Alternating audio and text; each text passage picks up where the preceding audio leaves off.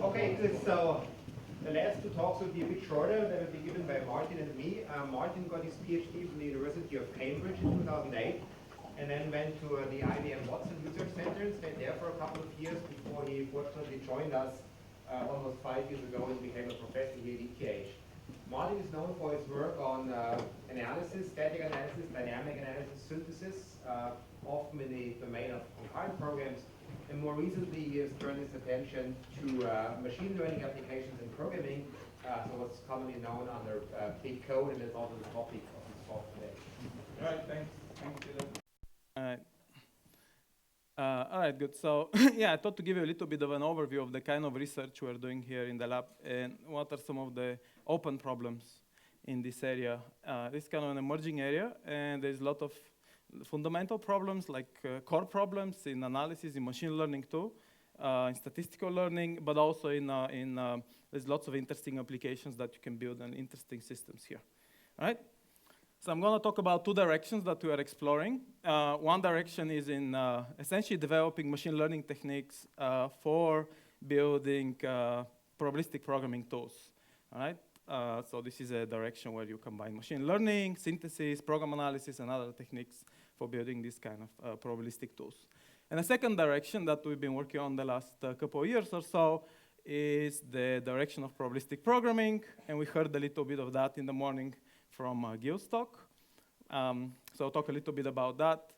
So if you want to separate them in your head, you can think that the top direction is more like machine learning for PL, and the bottom one is PL for ML. All right, if you want to kind of think about it. All right, so the motivation for the first direction, which I'm going to talk about now in the first 10, 15 minutes, is that over the last few years, and you know that if you're on Facebook or if you open any kind of news outlet, there is all kinds of big data developments going on. So learning and probabilistic models have revolutionized entire fields. Natural language processing, computer vision, media, medical computing, and many others. So the fundamental question that we are asking in this line of research is whether we can bring this kind of revolution to programmers, to programming tasks.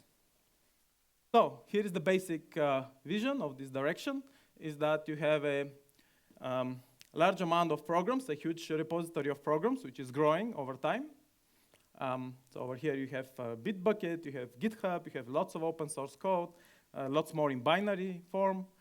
And what you'd like to do is to somehow leverage this effort that developers or testing people or debugging people or Q&A people have put into developing and building these programs here into tasks when you're trying to develop new programs or trying to solve some programming problem. So you take this repository here, which is keeps growing and growing. And what you do in like the overall scheme is you basically learn a probabilistic model over this repository, and this probabilistic model captures some commonality among these programs, among the tasks that have been solved by these programs, and so on. Then when a new task comes, you use this probabilistic model in order to make predictions based on this model over here. All right, so that's kind of the high-level picture of this direction. All right, so you don't start solving the problem from scratch. You leverage some of the knowledge that is already out there. So the challenge is how do you actually leverage this knowledge? So over the last few years, we've been working on this, last 3-4 years, and there's been various publications on this in machine learning conferences for the more kind of core machine learning contributions, in security, in programming languages, all over the place. And together with that, together with the papers, there's been various systems that we've released. Some systems that end users benefit, like JSNice, and others where researchers or developers can use to build their own probabilistic systems. There's been many people who've been working on this direction, PhD students, master students, and one of the main people responsible for this direction has been Veselin, who is over there. You can lift your hand so they can see him. That's him, yes. So he's one of the main developers of JSNice. So what I'd like to do in the next kind of 5-10 minutes here is to give you a little bit of an intuition what we can do and tell you about some of the core problems that arise. What are we doing now? And what are the open problems? So here are some tasks that can be solved with these techniques. All right. We're not going to explain how it works, just tell you what the task is. So you're given a program on the left, Android program, and we have built a system which can take this program and actually predict code on the right. So whatever is in blue is actually predicted by this probabilistic system. The common thing between these probabilistic systems is that they usually combine machine learning models with programming languages techniques. So this particular system actually uses recurrent neural nets or deep learning with statistical language models, and combines that with symbolic techniques like alias analysis, type state analysis in order to make predictions. So this was from PODI 2014, a few years ago.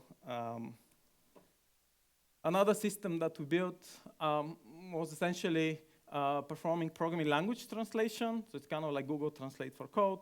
You have a large corpus of programs written in one language and then translated to another language. You learn from that corpus, and then you build a translation system that can go from one to the other. So that, again, was using machine translation phrase-based techniques together with PAO techniques like fast grammar parsing and so on to ensure grammatical correctness of the translations. One last example I'll show you is that of program deobfuscation. So you have a program on your left there, a kind of mangled program, JavaScript program, and you can use one of the systems we built, JSNice, which is publicly available at jsnice.org, in order to make that program look nicer on the right here. Okay, so what JSNice does, it does statistical prediction of names and statistical prediction of types, both. All right, so the JSNice system appears at Popo. The paper itself concerned with kind of the general method for building this kind of system. JSNice is really an application on top of that. So JSNice got popular. It was released a couple of years ago, a little more than a couple of years ago. It has about 170,000 users now. It's been used daily by a few hundred users. So the point here really is that some of these systems can actually have impact. They can change the way that people solve problems. All right? Since then, so since 2015, 2014, we've been working on other systems. I'll tell you a little bit about them. But more fundamentally, when you're trying to build this kind of systems, when you're trying to get into this, there is really many dimensions that you need to worry about. So depending on the task you're trying to solve here, whether it's synthesis, deobfuscation, feedback generation, statistical bug finding, or others, there is different kind of intermediate representations that you have to extract from the program, because learning just over syntax, learning over pure syntax is often doesn't lead to the necessary precision for the tool to be useful. So you have to figure out what is the right intermediate representation for programming language people. This should be a very natural question, right? You have dependence graph, value dependence graphs, you have trace semantics, whatever. There's many different ones. Of course, when you have defined a representation of the program over which you're going to build a probabilistic model, it doesn't mean that you can extract this representation accurately from a program. You have to worry how to extract it, typically with static analysis techniques. So that's an application of static analysis here, which is different than the traditional one of verification. Here, you're essentially extracting representations from programs. Once that's done, once you have a representation, you have to somehow match these representations, be it graphs or sequences or trees, whatever is it that you are extracting from the program, and then you have many of them because you have lots of programs to learn from, and you have to somehow glue these representations or find a match with a suitable machine learning model which can learn over those. And there's many different models that we've tried. We've worked with graphical models, which are quite powerful, our own models that we've built, structured SVM, SVMs, neural nets, and so on and so forth. All right, of course, the last dimension here on the bottom is once the model is built, how we are going to query this model, what kind of queries are you going to be performing on the model. And all of these dimensions are intertwined. It's not like, oh, I just decide on the IR, I finish with the IR, I go to the next stage. I have to somehow think about them at the same time. All right? So one of these frameworks upon which JSNice is built is publicly available, and I know that people have been using it to build their own systems. That's actually a quite advanced framework. I think at the moment is the fastest framework in machine learning when it comes to discrete graphical models and indicator functions. We'll see what that means a little later. So what I want to talk about in the next few minutes in this direction is to tell you about some of the fundamental problems. Okay, I'm not going to tell you how these systems work. This would be a talk in itself just to describe one of them. But these systems are in the past. You can read about them. I want to tell you what we are working on now and what the problems are. So typically what happens is when you have a system that you'd like to build, like a probabilistic programming system, you have to think about what kind of probabilistic models are you going to use, and for different tasks, you may pick different models, and for another task, another model, and so on and so forth. So one of the challenges here is, there are many, but this is one of the core ones, is somehow coming up with a probabilistic model that you can learn over programs which you can use for many tasks. So it's kind of a generic model. It's like a new model that you can just learn, and you can use it for many tasks after. All right? And what you'd like to happen here is that the model is widely applicable, applies to many tasks, code completion, code correction, code deobfuscation, and others. You can learn it quickly, it has high precision, and here, right? So if you're doing deep learning, you should know that this is a problem, or most machine learning, right? You have some weights there, you don't know what's happening. You'd like to have explainable prediction. When you're making predictions about programs, you want to make sure that you can tell the person why did you make this prediction and why not another prediction. So that's a core problem. So one way to address this problem is to pick a representation of programs. So let me tell you a little bit about the technical part here. You can pick a representation of programs. You can choose to represent programs as trees. So for instance, I can have the following JavaScript expression here. We have a call to the function notify with some object with 3 fields here, initialized to top, false, and delay, to 100, false, and top. And then for this expression, I can build a parse tree. And then this can be my representation. I could be learning over such kind of representations. So I can have lots of programs. For each program, I have a tree, and then I can learn a model over that. What would be that model which matches trees? Well, this is one model. Many of you know about this model, I assume, right? So it's trees. What produces trees? CFGs, PCFGs. All right, so we can actually take lots of parse trees from the data set over here. Big data, big code, lots of programs to learn from, lots of parse trees. Train a PCFG. It's essentially amounts to counting production rules. And then you can build a probabilistic context-free grammar. It's just like a normal context-free grammar with production rules, except that the production rules have probabilities associated with them. So you'd get something like this after all the training is done. You'd have a rule like this, a non-terminal A on the left, and then some terminals, not terminals on the right. And you'd have probabilities associated with each of the production rules. That's any questions here? Everything is super clear? Okay, great. All right, so PCFGs. PCFGs gives you a distribution. Yes, Tobias? Do you have probabilities they depend on the level of this is purely It's on the production rule. So it gives you a distribution for this product, this non-terminal and all the production rules. So you have the PCFGs, and that gives you distributions over programs, and you can score programs. So that's good. One of the fundamental problems with PCFGs when it comes to learning over programs, and notice that these are parse trees. We're talking here trees. So this is probably, as you can guess already, it's not specific to code. I can do parse trees of natural language.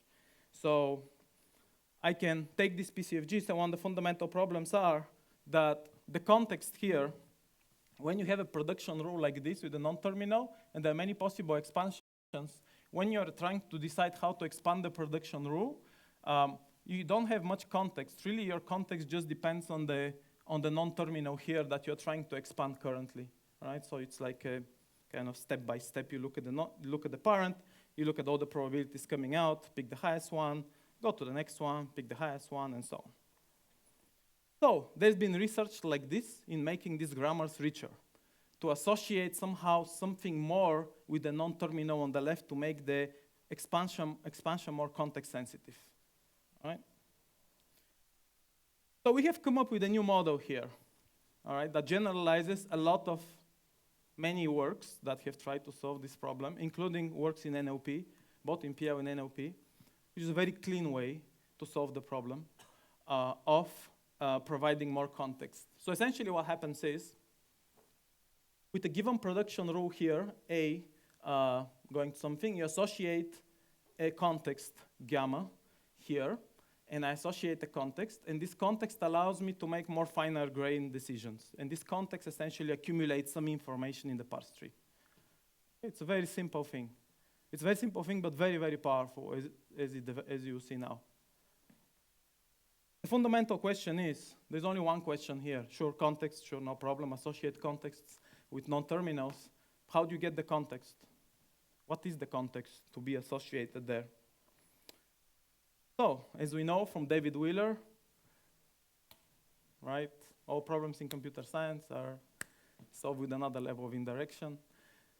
So what you do, and that's the key idea, that's really the whole idea about BHOC, this new grammar that appeared in ICML this year in machine learning, is that you don't give the context really. What you do is you parameterize the grammar by a function, f. So that's all. You take the grammar and you parameterize it by a function. And what this function does is it takes a tree, an AST. It can actually take other objects, not just trees, but let's stick to trees, and it produces the context. So what happens here is you're going to parameterize the grammar by a function, and you're going to create the problem of learning the function that explains the data. And that will be your grammar. So what happens is, just graphically, you have program on the left. It's represented as a tree. Then you apply the function on that tree. And then once you apply the function on the tree, you're going to get a context. And that's your context here. And you can use this context to make decisions what to expand. All right? So what are these functions? That's the fundamental questions. What are these functions? And you can already see what is going on here. This function can essentially, let's say that you're here in the tree and you want to expand this non-terminal. This function can essentially jump around in the tree and build a context upon which you decide how to expand. All right? So, what are these functions? I'm not going to go into much detail here because we don't have much time. These are essentially functions that operate over the tree. They move around in the tree, they record information in the tree, and you have a programming language over which these functions are expressed. So we have defined such programming language. This language has no state except the one that it is writing to. It cannot read from there except reading from the tree, but it cannot read from the context it is writing to. You can have different programming language here over which you want to learn a function. It has no loops, for instance, here, as you can see.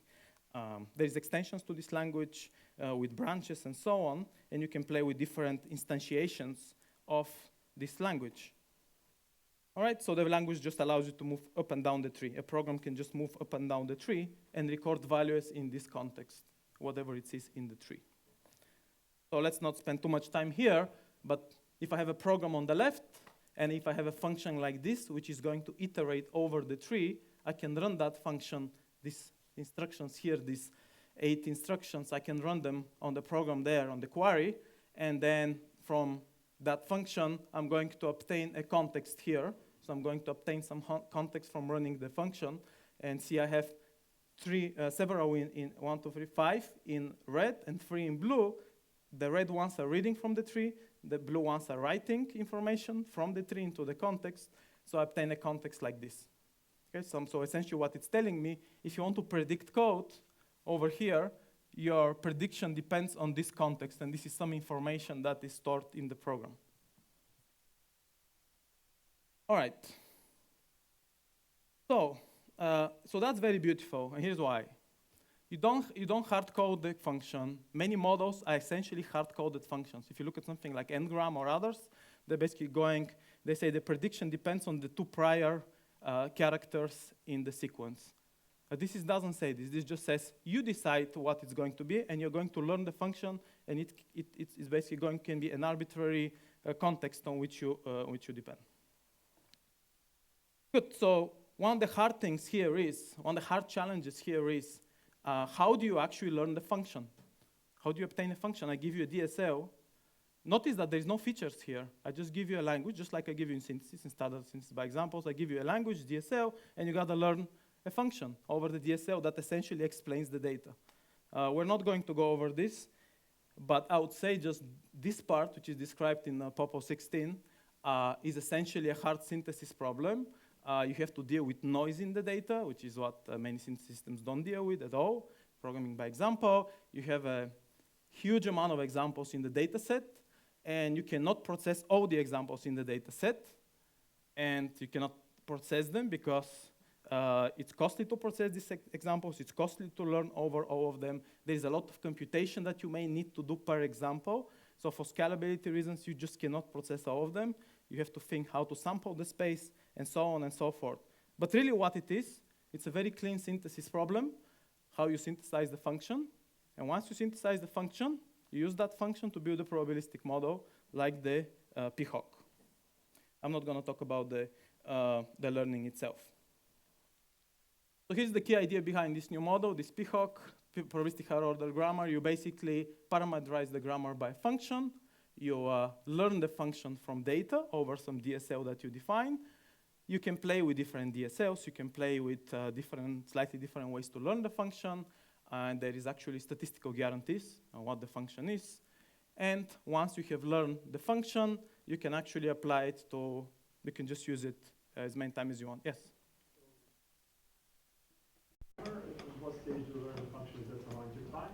Well, it's like the main thing is about learning the function. Once you learn the function, after that you can build your probabilistic model with that function. But you have a grammar, so you say parameterize grammar by a function. So is the grammar already built at the time of parameterizing it, or are you building it at the same time? Oh, you to count. Yeah. Okay. Just count the production. Okay. So that's the PHOC. Okay, so let me tell you a little bit about some of the current and future directions we are looking at right now in this space, and I think that these are very interesting and kind of new directions that more people should be looking at. So one thing we're looking at is like learning reasoning engines, so learning static analyzers from data. All right, so I'll give you an example of that. So you can learn some of the transformers of flow, for instance, from examples directly using this kind of function learning over some DSL. There is more work that we're doing on combining PHOC-like techniques with neural language models, with neural networks. And as I showed you already, this technique that's coming out can actually be applied to other areas, not just programs, but also natural language. In terms of scalability, in terms of wide usage of these techniques, there is an ETH spin-off that we founded that's based on the PHOC and more advanced versions of that, which is aiming to kind of change the way people are writing programs with these techniques here. Veselin also, and Pavel, who is good. So last slide here, as far as the one application that we're currently working on, well, we have already a result here. You can actually learn a points to analysis for JavaScript from data directly by just giving a DSL and then learning the transformers using those functions. How much time do I have? -3. Okay, great. Give me 2 minutes then. All right. Awesome. If you guys want to know more, check out Veselin's dissertation. A lot of the stuff is there. You can see what there's a lot of the theory, a lot of the systems are very well described there. So this is a very fresh from like a few weeks ago. So I have -2 minutes to tell you about this direction. So let me tell you very quickly, 3 slides. Learning. What probabilistic programs do is that they represent essentially probability distributions. So one thing I wanted to show you is, let me just skip here and tell you about this work, tell you about this slide. So what we've been working on the last couple of years, and Timon over there at the end of the room has built this system, which is essentially doing exact inference for probabilistic programs. This is something that was not possible before for many programs. And the way we can think about PSI is essentially a lot of applications that you can build on top of PSI. So you can build applications in security. We're looking at quantitative information flow, other applications, cyber physical systems like Bayesian filters, probabilistic networks. There's a lot of work here in core programming languages and in exact inference and so on. So, great, I finished the last one quickly. So that was it, thanks.